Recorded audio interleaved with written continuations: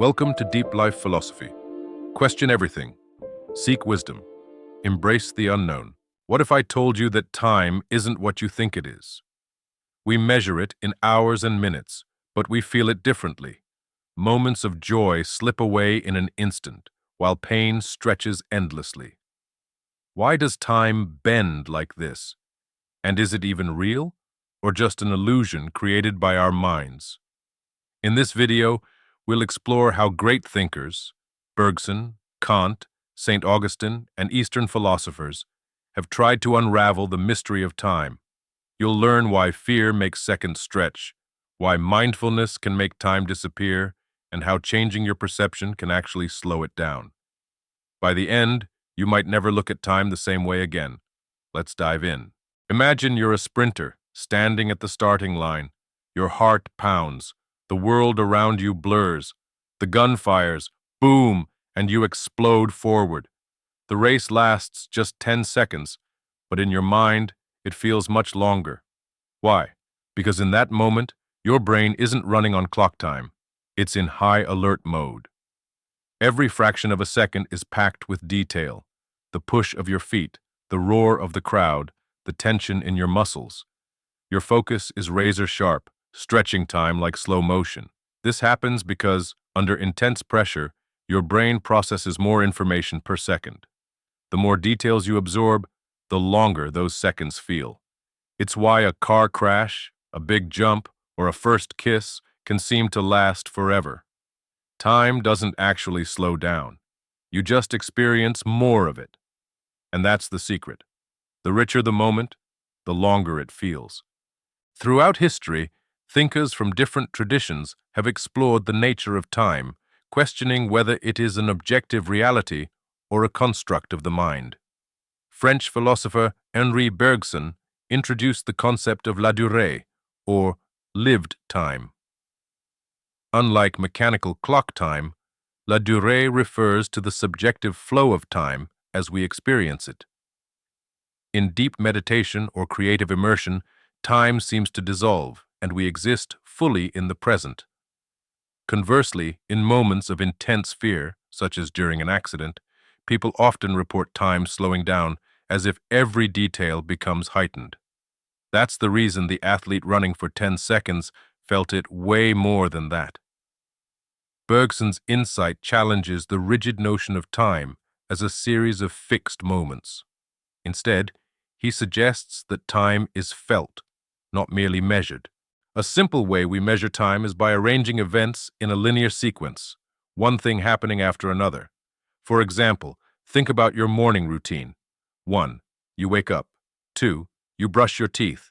3. You eat breakfast. 4. You leave for work or school. Each event happens in order, creating a sense of before and after. This is how we naturally experience time, as a straight line moving forward. But what if time isn't actually linear? What if it's just how our minds organize events? That's where things get interesting. The German philosopher Immanuel Kant went even further, arguing that time is not an external entity, but a framework imposed by the human mind. According to Kant, time is how we organize experiences into before and after. If time is a mental construct, then altering our perception through deep focus, profound emotion, or mindfulness can make time feel slower or faster. Kant's view suggests that time is not something we move through, rather, it is something our minds create. There is another interesting yet mysterious idea about time: its divine nature. The divine nature of time is the idea that time, as we experience it, might not apply to a higher, eternal reality, like God or the universe. Many spiritual traditions believe that while humans see time as past, present, and future, the divine sees everything at once, beyond time. Here's an example. Imagine you're watching a movie. You see the story unfold, scene by scene, from beginning to end. But the filmmaker who created it can see the whole movie, start, middle, and end, all at once. In the same way, some believe that while we live moment by moment, a divine being sees all of time at once, beyond our limited view. In his Confessions, Book 11, St. Augustine famously proposed a radical idea. Time is not external but psychological. He divided time into three aspects. Past exists only in memory. Present is fleeting and constantly changing. Future is an expectation that does not yet exist. For Augustine, time is deeply connected to human consciousness. He also contrasted human time with divine eternity, arguing that God exists outside of time, experiencing all moments simultaneously. This view suggests that without creation, without change, there is no time. Time, then, is not just the ticking of a clock, but the sequence of events in existence. Eastern philosophies, such as Buddhism and Taoism, see time as an illusion created by the mind.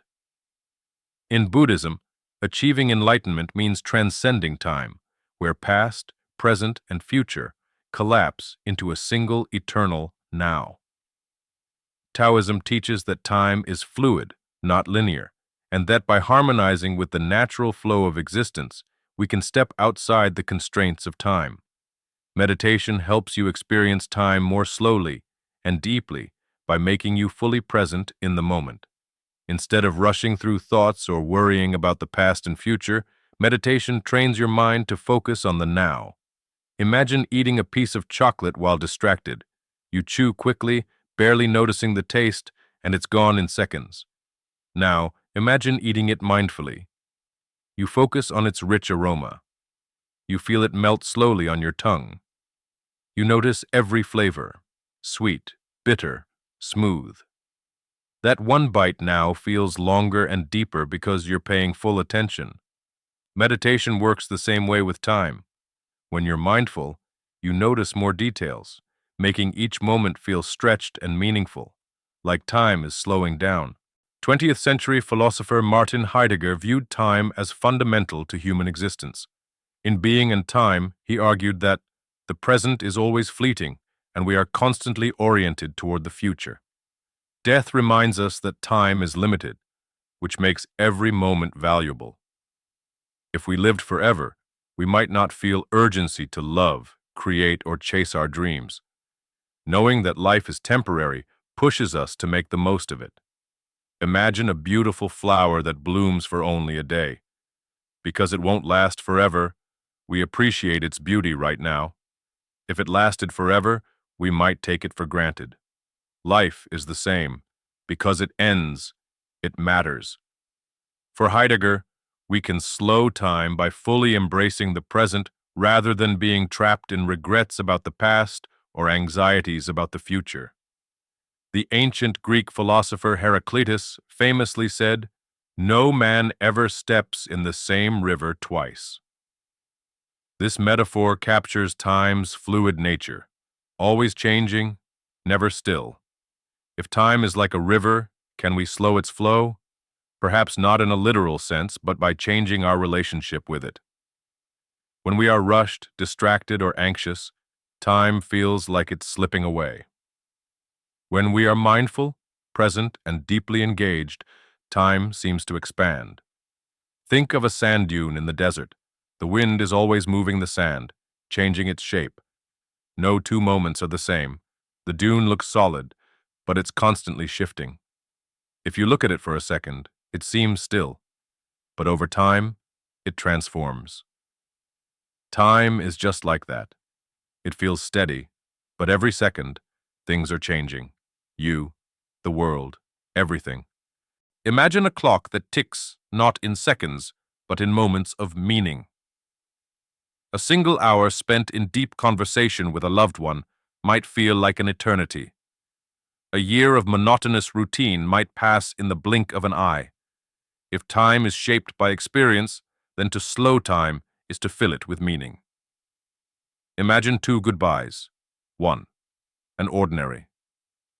Goodbye, you leave for work, quickly say, "Bye, see you later," without much thought.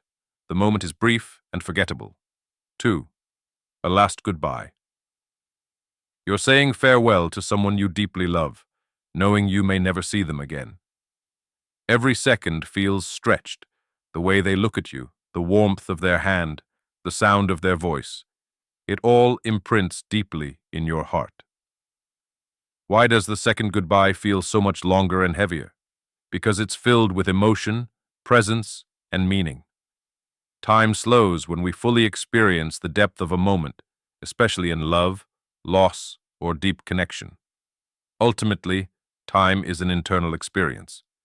Across cultures and philosophies, a common thread emerges. Time is not just external and mechanical, but deeply tied to our state of mind.